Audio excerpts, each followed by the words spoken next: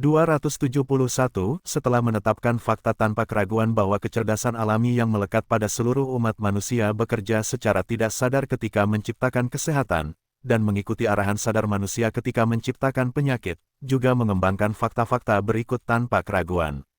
B1. Bahwa tindakan alami dan normal dari kekuatan yang merupakan kehidupan dalam umat manusia tidak disadari dan oleh karena itu tidak dapat diketahui. B2. Bahwa tindakan kekuatan yang merupakan kehidupan umat manusia secara sadar dan dapat diketahui adalah tidak wajar dan tunduk pada arahan kesadaran. B3. Tindakan kecerdasan alami manusia dalam hidup kadang-kadang disebut pikiran tanpa batas, makhluk tertinggi, pikiran bawah sadar atau pikiran subjektif, tidak disadari dan tidak dapat diketahui.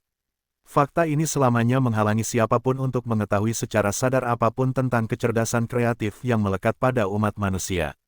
B4. Kenyataan bahwa semua ciptaan alami dan normal tidak dapat diketahui adalah bukti positif bahwa pencipta tertinggi atau pikiran yang tidak terbatas tidak dapat memberikan pengetahuan, kebijaksanaan atau kecerdasan apapun kepada umat manusia. Sebaliknya, semua kecerdasan yang diyakini berasal dari yang tidak terbatas pikiran tidak wajar dan sadar, sama seperti penyakit dan penyakit tidak wajar dan sadar.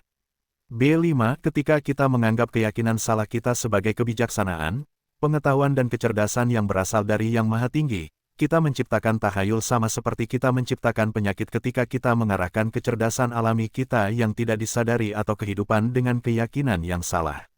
Yang disebut makhluk tertinggi atau pikiran tak terbatas yang menciptakan dan mengatur manusia dan hewan secara harmonis, tidak memiliki kebijaksanaan, pengetahuan atau kecerdasan, itu adalah hukum dan tidak dapat berpikir, dan tidak ada hubungannya dengan kemampuan berpikir yang melekat pada semua kehidupan hewan hanya jika diganggu. Akal budi dan bukan keyakinanlah yang akan mengembangkan kemungkinan-kemungkinan manusia. B6. Mengaitkan kemampuan nalar dengan fungsi penciptaan membawa kita pada kebingungan. Kemampuan nalar tunduk pada perkembangan, sedangkan fungsi penciptaan adalah hukum alam. Kita bisa saja lalai mengembangkan kemampuan nalar kita dan tidak mengetahui apapun selain binatang, atau kita bisa mengembangkan kemampuan nalar kita dan mengetahui sebagian besar dari semua yang bisa diketahui. Namun fungsi penciptaan yang melekat pada diri manusia diawali dan diakhiri dengan penciptaan yang harmonis. Jika ciptaan tidak diintervensi, maka hal yang sama akan terjadi pada seluruh umat manusia, tidak ada tingkat keselarasan di alam, setiap manusia yang hidup bisa menjadi sehat sempurna tanpa disadari. Sementara tidak ada seorang pun yang bisa mengetahui apapun tanpa melatih kemampuan penalarannya. B7. Daya nalar harus dikembangkan untuk memperoleh ilmu pengetahuan, sedangkan hukum alam tentang keharmonisan ciptaan tidak dapat diketahui, dan segala upaya untuk mengetahui atau membantu alam untuk menciptakan kesehatan merupakan gangguan terhadap alam yang akan mengakibatkan penyakit. Kemampuan yang melaluinya kita memperoleh pengetahuan dan fungsi menjaga kesehatan memerlukan metode pengobatan mental yang berbeda. Pengetahuan diperoleh melalui upaya sadar, sedangkan kesehatan diciptakan tanpa sadar. Kita mengetahuinya secara sadar, dan kita sehat secara tidak sadar.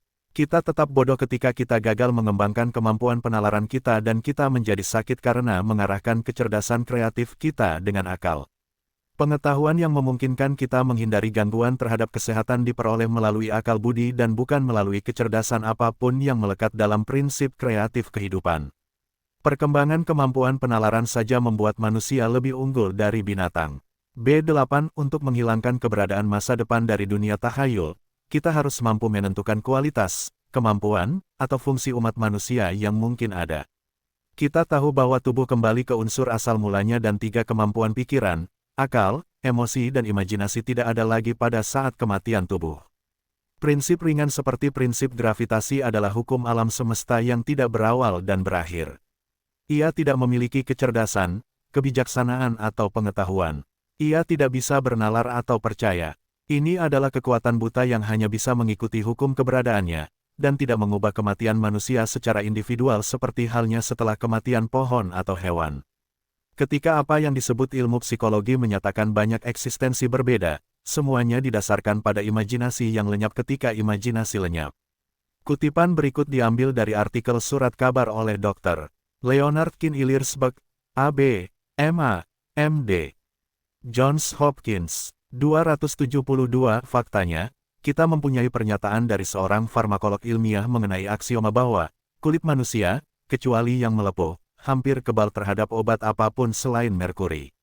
Dengan kata lain, kulit ari orang yang sehat tahan terhadap klorofoim, kapur barus, atau obat gosok lainnya seperti halnya sisi kapal perang. Jika bangsa Majus menginvestasikannya dengan kebajikan yang sama, lapisan cat hijau akan memberikan manfaat yang sama. 273 Kecenderungan tubuh manusia untuk menyembuhkan penyakitnya sendiri nampaknya hanya sedikit yang dipahami. Ada kesan yang populer bahwa setiap penyakit mempunyai obat yang spesifik, dan tidak ada yang bisa menyembuhkannya kecuali penyakit yang spesifik ini. Faktanya, sebagian besar penyakit ringan bisa sembuh dengan sendirinya, begitu pula tidak sedikit penyakit yang sangat serius. 274 Tetapi pada sebagian besar kasus, flu dapat menyembuhkan dirinya sendiri. Penyakit ini mempunyai perjalanan penyakit yang pasti, penyakit itu muncul, penyakit tersebut membuat korbannya sengsara dan kemudian menghilang. Alam memberikan penyembuhannya, dan salah satu dari sekian banyak hal spesifik mendapatkan penyembuhannya, kredit. 275 Suatu ketika Dr. William Osier diminta oleh seorang pasien untuk menulis resep untuk flu di kepala. Dia berkata, "Saya akan memberimu waktu 4 hari." Pasien itu mematuhi waktunya dan sembuh. 276 Rendam kaki mustard, limun panas, whisky scotch panas, bubuk kina, dan sebagainya. Pengobatan lain yang sudah dikenal mempunyai pengaruh yang kecil atau tidak sama sekali. Nilainya, jika ada, terletak pada kenyataan bahwa mereka meringankan pikiran pasien dan memuaskan kerinduan untuk mengambil sesuatu untuk itu. 277 Tifus dan tuberkulosis tentu saja merupakan penyakit serius, namun yang dapat dilakukan dokter hanyalah memberikan kesempatan pada alam untuk melakukan penyembuhan dalam kondisi yang paling menguntungkan. 278 Kuman dari konsumsi adalah bukti melawan semua germisida antitoksin dan bahan spesifik lainnya yang pernah ditemukan. 279 Obat-obatan dalam banyak kasus lebih banyak membawa dampak buruk daripada manfaatnya. Namun ketika obat-obatan tersebut ditelan dan meskipun sifatnya yang buruk memberikan efek penyembuhan, obat-obatan tersebut mendapatkan semua pujiannya. 280 Dokter terpelajar mengatakan cat hijau yang berhubungan dengan imajinasi akan sama efektifnya dengan kloroform, kapur barus dan obat gosok lainnya.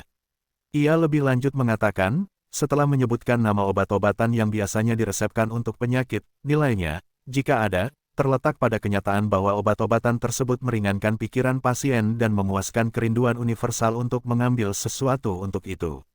Lebih lanjut ia mengatakan mengenai beberapa obat seperti yang saya klaim tentang semua obat, bahwa obat-obatan dalam banyak kasus lebih banyak merugikan daripada menguntungkan, tetapi ketika mereka tertelan dan sifat buruk yang ada pada mereka menghasilkan penyembuhan, merekalah yang mendapat pujian.